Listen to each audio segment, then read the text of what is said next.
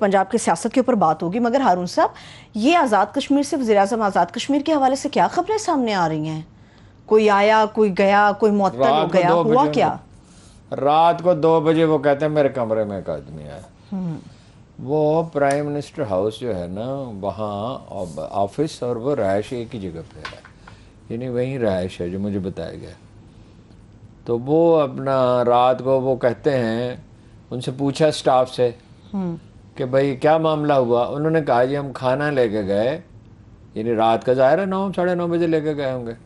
तो वो सोए पड़े थे। अब वो सो गए, ऐसा लगता है कि वो थके हुए होंगे, जल्दी सो गए। तो वो रात को 2 बजे उन्होंने कहा यहाँ कोई आदमी था। ऐसा ये इल्यूजन हो जाता है, गलतफहमी हो जाती है, क्योंकि प्राइम मिनिस्टर हाउस में कोई आदमी दाखिल हो ही नहीं सकता। सरदार क़याूम साहब से हमारे ज़ाती ताल्लुकात और गहरे ज़ाती ताल्लुकात है, हर रोज़ की मुलाकात। मेरी बात तो सुने, मैं क्या कह रहा हूँ। सरदार अब्दुल क़याूम खान साहब आज़ाद कश्मीर के सदर भी रहे, वज़ीर आज़म भी रहे। अच्छा। उनसे मेरे बहुत गहरे ज़ाती ताल्लुकात है, 1970 से थे। अच्छा।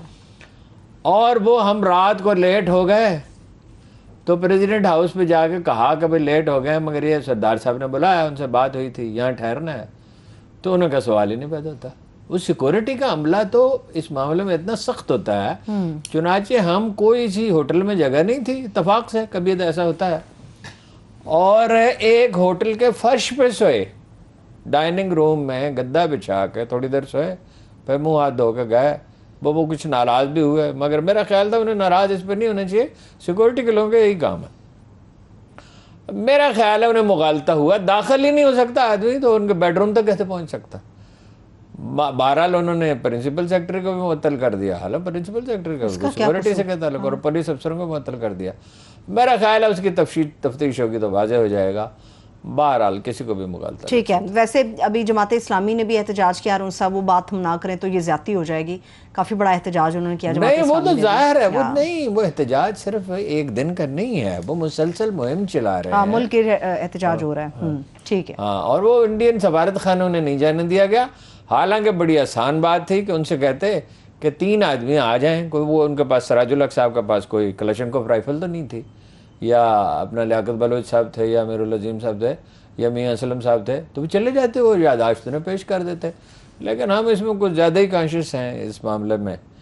और जमात इस्लामी कोई ऐसी पार्टी नहीं है कि वो इंतज़ामिया को मुज़ाकरात करने चाहिए थे, उन्होंने इजाज़त देनी चाहिए थी। वो तो जुलूस मुसलसल ने कहा। एक बात उन्होंने अजीब कही सराजुल हक साहब ने, कि शहबाज शरीफ साहब को और इमरान खान साहब को शामिल होने चाहिए। आप उन्हें दावत देते तो शामिल हो सकते थे, ये कोई ऐसी बात नहीं। वज़ीर आज़म का तो सिक्योरिटी का प्रॉब्लम है, इमरान खान साहब का भी उतना ही नहीं वहाँ प्रॉब्लम था, मगर वो आ जाते। वो को तो घेरा वेरा डाला जा सकता है, आगे पीछे लोग हो सकते हैं, बंदोबस्त तो किया जा सकता। मगर आप यही मैंने उनसे कहा था, मीरुल अज़ीम साहब से, कि ये जमात इस्लामी की स्ट्रेटजी रही है। जब मकबूजा कश्मीर में आज़ादी की जंग शुरू हुई तो लॉबिंग के लिए उन्होंने इसको अपनी पार्टी का इशू नहीं बनाया था, बल्कि सब पार्टी में। नवाब नसरुल्लाह खान ने भी यही किया था जब वो कश्मीर कमेटी के चेयरमैन बने।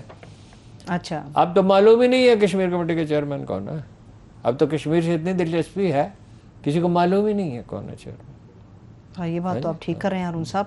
तो उन्हें दावत देते ना, तो मैंने तो उनसे कहा था ऑल पार्टीज कॉन्फ्रेंस करें, और उन्होंने कहा हाँ सोचेंगे इस पे, क्योंकि ये जो काज सबका हो उसमें अलग से काम करने का। चलो अच्छा किया जो किया उन्होंने, लेकिन ये कि सारी पार्टी शामिल और तैयारी के साथ करें। 10 लाख का जुलूस मिलकर इज़हार यकजहती किया जा सकता है। लाहौर की माल रोड जो है वो एयरपोर्ट से लेके तो गोल बाग तक भर सकती है इस मसले पे, अगर तैयारी करके किया जाए। और अगर ये इसको अलग अलग क्या, बस सही। ठीक है हारून साहब, सवाल मैं आपसे बाद में करूंगी काफली का। ये बताइए, चौधरी साहब में से किसी से बात हुई आप? नहीं, कोई इस पे कोई वो बात पूछने की क्या जरूरत है जो कोई बताया ही नहीं। आपका ख्याल है वो चौधरी परवेज इलाही, चौधरी शुजात साहब भी मुझे बताएंगे। आप तस्दीक कर रहे हैं जो खबरें उड़ रही हैं? नहीं तो मैं कहता सिर्फ अखबारों में खबरें छप रही हैं। पहली बात है उन्होंने मुआहदा तोड़ दिया पीटीआई के साथ, जब उन्होंने शहबाज शरीफ की हमायत कर दी। जो वफाक कौमी असम्बली में अरकान है वो चौधरी शुजात के ज़ेर असर हैं, पंजाब असम्बली में जो है वो चौधरी परवेज इलाही के ज़ेर असर हैं, और मूनस इलाही ने और उनके भाई ने ऐलान कर दिया है, हुसैन इलाही ने, कि हमारा काफिले से कोई ताल्लुक नहीं। आपका ताल्लुक नहीं है तो ताल्लुक किसका है? अगर इस प्रोग्राम से मेरा ताल्लुक नहीं है तो फिर ताल्लुक किसका है? सही, ठीक है। ठीक है। बात ये है भाई, ये कुछ लोग कह रहे हैं ड्रामा है, کہ انہیں اندیشہ ہے کہ اگر وہ جیت گئے ضمنی الیکشن میں پی ٹی آئی، تو ممکن ہے کہ وہ اپنا چودھری پرویز الہی کو اندیشہ ہے کہ انہیں چیف منسٹر نہ بنائے. میرا نہیں خیال، اس لیے کہ وہ چودھری پرویز الہی ہو سکتے ہیں، chief minister P T I کا تو اب آسانی سے بن ہی نہیں سکتا اگر موقع ملے. اول تو بننے کون دے گا، حتی الامکان وہ کوشش کریں گے، لیکن یہ کہ مایوس ہو کے بیٹھنے کی بجائے انہیں کرنا چاہیے. بہرحال یہ پراسرار معاملہ ہے. دیکھیے ان کی ساری قوت اس میں تھی انڈرسٹینڈنگ میں. چودھری شجاعت جو ہیں وہ اس معاملے میں بے نیاز آدمی، ان کو وزیر وغیرہ بننے کی خواہش نہیں ہوتی. ویسے اب تو صحت بھی ٹھیک نہیں ہے. دلچسپ بات یہ ہے کہ کھانا وہ پورا کھاتے ہیں، نیند انہیں ٹھیک آتی ہے، لیکن پرابلم ہے بہرحال بات جو ٹھیک طرح سے نہیں کر سکتے، سمجھ نہیں آتی. تو میں تو ہمیشہ کوشش کرتا ہوں کہ آدمی ہو ساتھ جو وہ بہتر انداز میں بتا سکے. بہرحال یہ ہے کہ کاف لیگ کی بڑی بارگننگ پوزیشن تھی، مگر انہوں نے اپنی غلطیوں سے اس کو اپنے آپ کو کمزور کر لیا بہت. ٹھیک ہے، لیکن ہارون صاحب جو پارٹی کو کاف لیگ کو چھوڑنے کے حوالے سے اسٹیٹمنٹس حسین لائی صاحب کے سامنے آ رہی ہیں، وہ یہ کہہ رہے ہیں کہ ہمیں ملکی مفاد زیادہ عزیز ہے، پارٹی کا مفاد ملکی مفاد کی باتیں جو ہے نا یہ بس کہنے کی ہیں. کس کو ملکی مفاد عزیز ہے؟ مجھے کوئی ایسا شخص نظر نہیں آتا جس کو ملکی مفاد عزیز. جو پی ڈی ایم کے پلیٹ فارم سے اتنی بڑی بڑے باتیں ہیں سب. کس کو ملکی مفاد عزیز ہے؟ اگر ملکی مفاد عزیز ہو اس کے لیے ایثار کیا جاتا ہے، صبر کیا جاتا ہے، تکلیف جھیلی جاتی ہے، اس کے لیے ایگو نہیں فیڈ کی جاتی. نہیں تو یہ ملکی مفاد نہیں جو خواجہ آصف صاحب کہتے ہیں کہ ہم آئندہ الیکشن پی ڈی ایم کے تحت لڑیں گے. بات ہی کرنا عجیب و غریب ہے کہ ملکی مفاد اپنا. پی ڈی ایم کی پارٹیاں نہیں اکٹھے الیکشن لڑ سکتی، ٹکٹوں کی تقسیم بہت مشکل ہوتی ہے. کوشش وہ کریں گے. خان صاحب نے ایک تاریخی غلطی کی ہے. خوف ایک ایسا ہتھیار ہے جس کو بہت احتیاط سے استعمال کرنا چاہیے. انہوں نے بہت خوف زدہ کر دیا اپنے مخالفین کو. چھوڑوں گا نہیں، چھوڑوں گا نہیں. ٹھیک ہے نا. احتساب کے معاملے میں بھی ان کی یہ غلطی تھی. یہ کام تھا ایف آئی اے کا، ایف آئی اے کو مضبوط بناتے، نیب کو مضبوط بناتے، وہ کرتے. وزیر اعظم کا کام نہیں تھا نیو یارک کے جلسہ عام میں کہ میں جا کے اس کا ایشو اترواتا ہوں. یہ حکمران کا اختیار نہیں ہے، یہ عدالتوں کا اختیار ہے، اور یہ جو انویسٹیگیشن کے ادارے ہیں ان کا اختیار. ٹھیک ہے، آپ نے ٹکٹوں کی بھی بات کی. یہ خبریں کیا آ رہی ہیں ضمنی الیکشن کو لے کر؟ کوئی کھڑا نہیں ہو رہا، کوئی کسی کو لے کر کھڑا ہو رہا ہے، کوئی کسی کے اگینسٹ کھڑا ہو رہا ہے. ہاں، ایک شیخو پورہ سے اپنے رشتہ داروں کو، خالد صاحب ہیں، خالد محمود صاحب. ہاں جی بالکل، یہ خالد محمود صاحب، ان کی جگہ پہ تیمور خالد کھڑے ہو رہے ہیں. ان کے صاحبزادے. ہاں، پی پی 140 شیخو پورہ، پی پی 83 پاپولر. ویسے دلچسپ بات یہ ہے. اچھا، خالد صاحب کافی مقبول ہے. ٹھیک ہے. یہ اپنی مرضی سے فیصلے ہو سکتے ہیں ہارون صاحب، یا اس میں عمران خان صاحب کا بھی کوئی عمل دخل ہے؟ نہیں، عمران خان صاحب کی اجازت سے ہوا، اور کیا. خود نہیں لڑنا چاہتے. چلے ٹھیک ہے. اچھا، پی پی 83 خوشاب ہے جہاں سے غلام رسول صاحب کی جگہ پر سانگا صاحب لڑنا چاہ رہے ہیں. ان کے حیدر سانگا صاحب کی جگہ، غلام رسول سانگا، ان کی جگہ پہ حیدر سانگا لڑنا چاہ رہے ہیں. لڑنا نہیں چاہتے، ان کو دے دیے ٹکٹ، ان سے انڈرسٹینڈنگ ہو گئی، آگے چلے. اچھا ٹھیک ہے. ڈیرہ غازی خان سے ہے ہارون صاحب، پی پی 208 ہے جہاں پر محسن عطا کھوسا صاحب ہیں، وہ ہیں.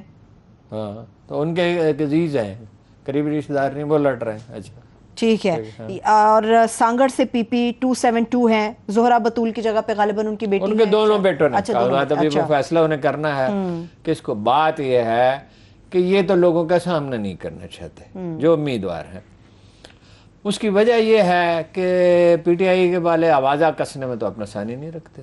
تو جو جہاں جائیں گے ان کو لوٹا کہیں، لوٹا لوٹا، چور چور. تو وہ رشتہ داروں کو کھڑا کر رہے ہیں، خود نہیں کھڑے ہو رہے. اور علیم خان صاحب جو ہیں وہ نہ صرف انہوں نے الیکشن لڑنے سے انکار کر دیا بلکہ اپنا کوئی آدمی بھی نامزد نہیں کیا. حالانکہ ان کے جو مینیجر ہیں وہ ایم پی رہ چکے ہیں، جیتے تھے، اور وہ بڑے سینسیبل سمجھدار آدمی، صدیقی پورا نام کا ذہن میں نہیں آ رہا. تو وہ بڑا اچھا دانائی کا فیصلہ کیا. ایک آدمی ٹی وی چینل کا مالک ہے اور اتنا وسیع و عریض بزنس ہے، تو ایم پی اے کے الیکشن لڑنے کی ضرورت کیا ہے؟ وہ تو الیکشن تو انہوں نے لڑا تھا چیف منسٹر بننے کے لیے، تو وہ چیف منسٹری کا تو کوئی سوال ہی نہیں پیدا ہوتا. ٹھیک ہے. اب کچھ ہارون صاحب جو پارلیمنٹ میں آج ایم پی اے بن کے انہوں نے کیا کرنا ہے علیم خان؟ ٹھیک ہے نا، چلے. کبھی وہ ہارون صاحب کینڈیڈیٹ ہو جاتے ہیں وزیر اعلیٰ پنجاب، وزیر اعلیٰ کے کینڈیڈیٹ تھے نا، ایم پی اے بننا تو مقصود نہیں تھا نا. ٹھیک ہے. ہارون صاحب پارلیمنٹ کے اندر جو ہوا اس کے بات کریں گے، مگر جو باہر ہوا خواتین نے جو احتجاج کیا اس کے اوپر ایک الزام آ رہا ہے کہ جب آپ نے اپنے استعفے پیش کر دیے پھر آپ کس حیثیت میں دھاوا بولا؟ احتجاج نہیں، آپ نے دھاوا بولا. یہ الزام ہے کہ آپ گیٹ پر چڑھ گئے. یہ تو ہمارا طرز سیاست ہے، میں اس کی تائید تو نہیں کرتا. یہ ٹھیک بات نہیں، ایسا نہیں کرنا چاہیے.